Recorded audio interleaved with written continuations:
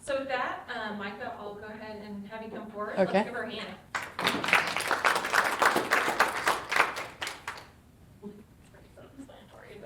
Forward, back. Say that one more time. Forward. So you should be able to correct. Oh, to the right. Okay, cool. Yeah. All right. We'll see if that works for me. Yeah. I get my left and right mixed up still.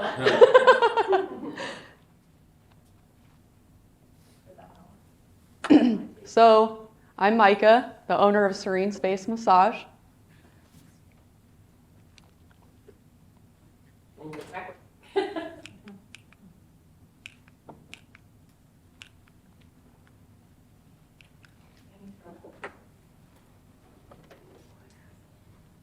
I can come. Should I just click it? And I can stand here. There we go. For it too, if you want. Oh, it doesn't matter. And I might be able to use this still. I don't know. We'll see. It doesn't matter. I'm okay. So a little bit about me. I started here at State Fair before I went anywhere else after I graduated high school. I thought I was going to be a wildlife biologist. And then I went into the Coast Guard. And then after the Coast Guard, I came back to State Fair again. And I went from State Fair to the University of UCM for my elementary education degree. And then I kind of felt trapped in a box. So I decided I would take the Montessori route and do private teaching for kids through the Montessori program. And then I was like, why am I spending this much more money on certifications when you teach school, it doesn't pay that much anyways? So I just kind of took a break, raised my kids. We moved out to Portland, Oregon for a while. And while I was there, I got to take my time and kind of figure out what I wanted to do with my life while my husband supported all my dreams. Once I got there, I enrolled in an improv class. So I did comedy for a little while, and it was a blast. I had a lot of fun. It's the best therapy I've ever had in my life. And then I've always been kind of involved in sports. After I had kids, I was probably like 28, 29 years old, and I was like just wanting to get fit at that point. I had started jiu-jitsu with my husband, and I just wanted to be good in the gym. I wanted to beat everybody up. So I was like, how can I get stronger? So I decided to start doing CrossFit. And then while I was doing CrossFit, there was a powerlifting team and a weightlifting team. And I was like, now I just want to get stronger. I want to see how much weight I can lift. So I started powerlifting. And I've been doing powerlifting ever since. So I've been on a program for many years now. And during that time, I thought, do I want to train other people? I didn't want to sell myself. I felt like you kind of have to put yourself out there. I felt like I had to look a certain way, and I didn't want to be involved in that. I didn't want to put that pressure on myself to feel like I had to sell myself. And when I was in the gym, everybody would always say, oh, I need a massage. I need a massage. I need a massage. And I thought, okay, I can do that for you. And so I enrolled in massage school, and my idea at that time was I'm going to work with fit people. I am going to sports massage. That's what I wanted to do initially. There we go. And that's my why. I kind of told you about that in the gym. Everybody wanting massage, everybody hurting. There's always an injury. There's always something going on. Somebody always needs a massage for one reason or another. My massage journey. So I lived in Portland, and it was a great place for massage schools. I enrolled in East West College of the Healing Arts, which had an 800-hour program, which is more than what is required in most places. But I'm so thankful I did that because I got a basis for science. I had to take anatomy 1 and 2, kinesiology 1 and 2. And then we did Western courses, which are more probably what you all are used to when you get a massage. and then Eastern courses, which offered like a little bit of Thai massage, shiatsu massage. I took a Tuina course, and Tuina, if you're not familiar with it, is it's a Chinese style of massage. It's fun.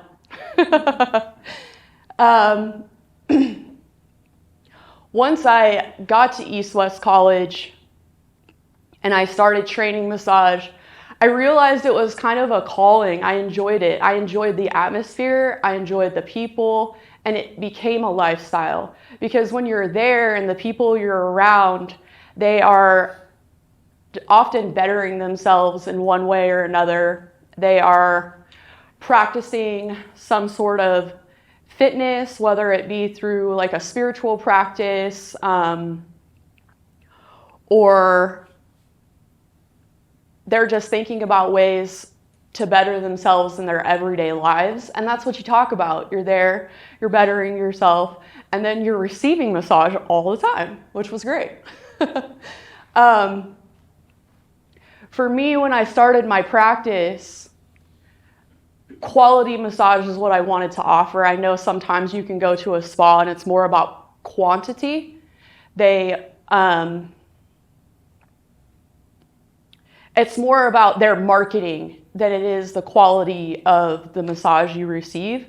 But the quality was very important to me because I've had really great massages and I've had massages that didn't feel as great as I wanted it to.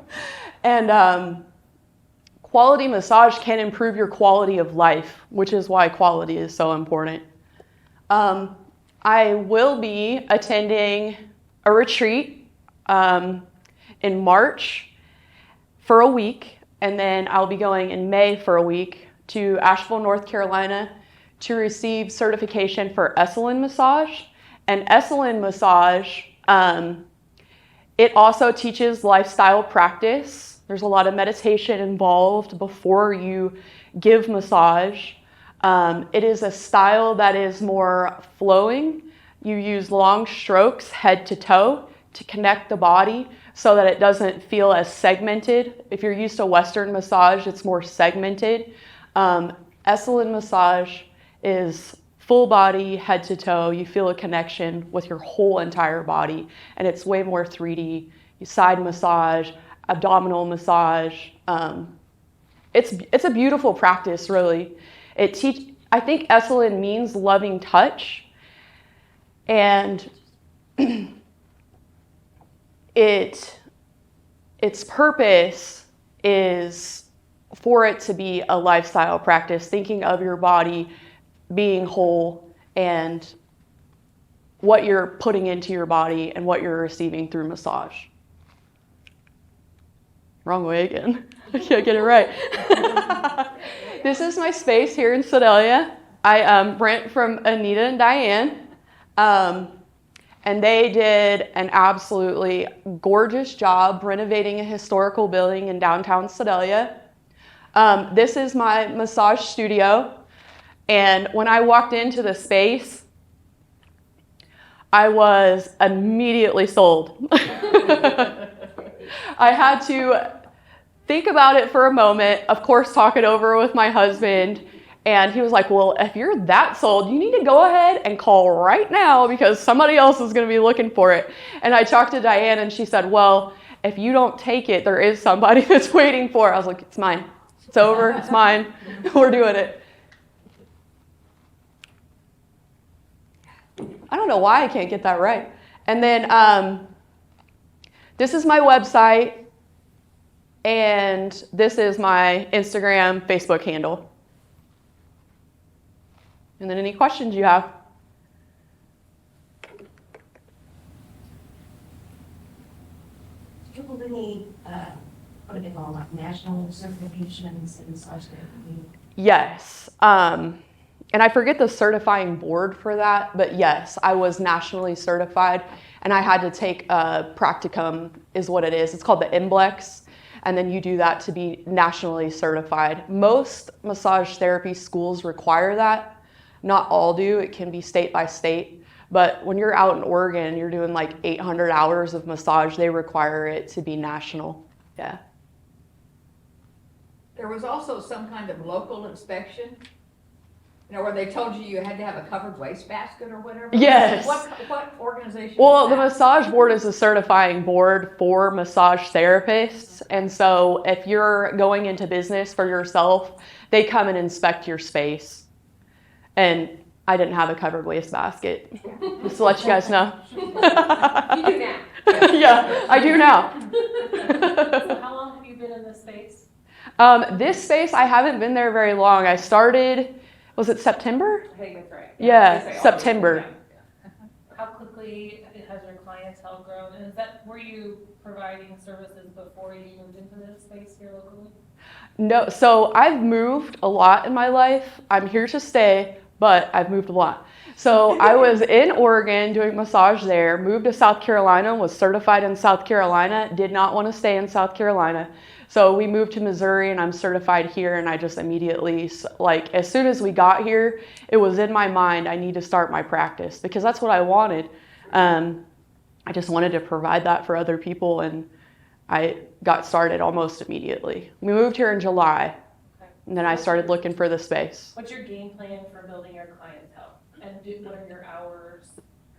My game plan for building clientele at first was just to get my name out there. And so I immediately started a Facebook and an Instagram, and I started advertising and paying for the advertising. But word of mouth has been my best friend. And so when clients first got there, I would offer a discount for word of mouth. And I think I did $10 off a massage if they would like write their name on the card and then hand it to a friend, and then they would come in. And so I offered discounts for that at first, but then word of mouth spread quickly. I was really surprised, and my clientele grew quickly. So from September to December, I have nights where I'm booked completely. You can't get in for a massage, and I didn't expect that to happen as fast as it did. What was your other, did you have another question? What are your hours? Hours, okay. My hours right now, and it may change because I was a stay-at-home mom for a while too, and so my kids are always my priority, and they have wrestling and, extracurriculars like kids do. So, and my one son homeschools, so I homeschool him during the day. So he says he's going to school next year. So if he does that, my hours will change. But right now I am Tuesday, Thursday, Friday in the evenings from 4 to 9. And if I change it when he goes to school, I'll do like Tuesday, Thursday during the day, and then I'll keep my evening hours. I'll just alternate. So you said you moved around a lot. Is there different certifications for each state that you have to complete, or how does that work? There is reciprocity with massage, especially if you're nationally certified. So I was in Oregon. They required, the school I attended was 800 hours. Missouri only requires 500. So I was immediately able to transfer my certification for Missouri. But if you were moving from Missouri to Oregon, you would have to take extra classes, and they may not even certify you. You may have to just completely go through school again. Some states are like that. Well, we're glad to have you in Missouri. Thank you. I'm glad to be here.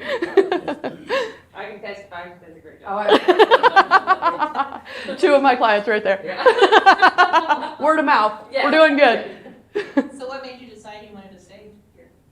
So I've lived here before. I graduated in Warsaw. I graduated with Lindsay, actually. She's a year older than I am.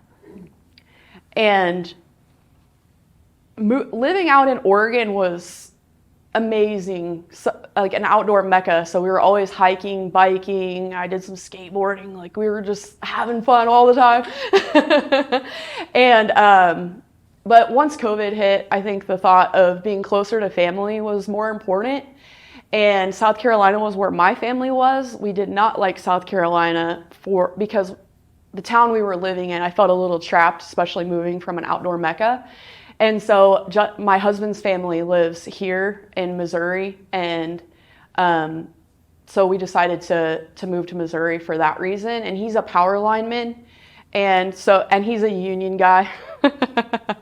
And so they have a really good union at a local 53. And so that was important for him too. And that's why we're staying. And we enjoy it. We like Sedalia. It was a good mix of small town, south, big city, Portland. We're kind of in the middle now. So it provides us what we need. Yeah.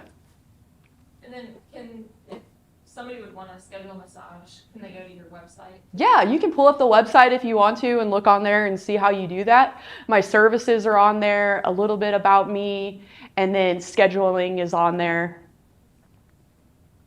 I got the website. The website is really cool. So when you're a massage therapist, you have to have insurance.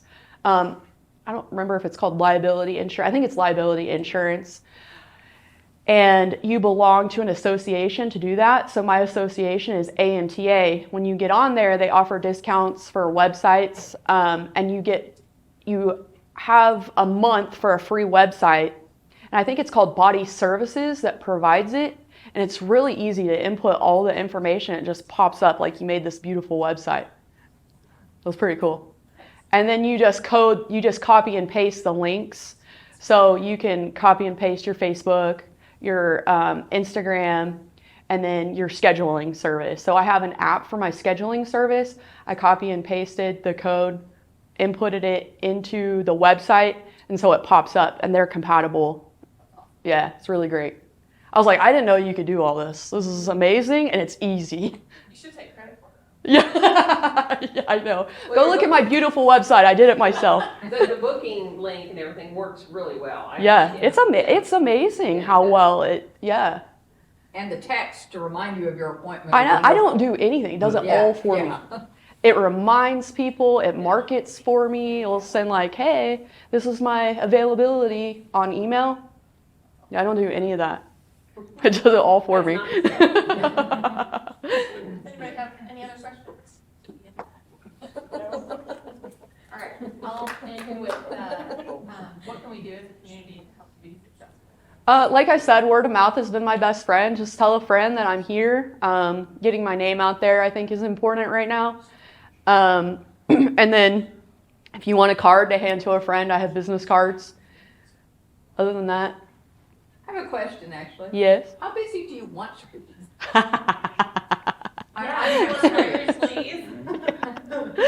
You know, I'm always thinking. I have a thinking brain, so my mind's always.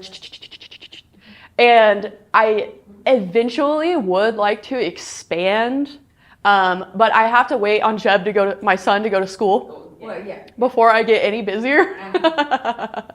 and I think once he does go to school, the alternating days will be perfect. I don't want to be so busy that I'm overwhelmed and can't prioritize my family, if that makes sense. They're always my priority, and this is secondary, but I do tend to hyper-focus on my business. So I have to keep the balance. The power of and. I know. And I have to remind myself a lot, because I can hyper-focus pretty easily. Yeah, oh, nope, better not. My brain is calling me to, but I don't need to. All right, let's give her a hand. Thank you.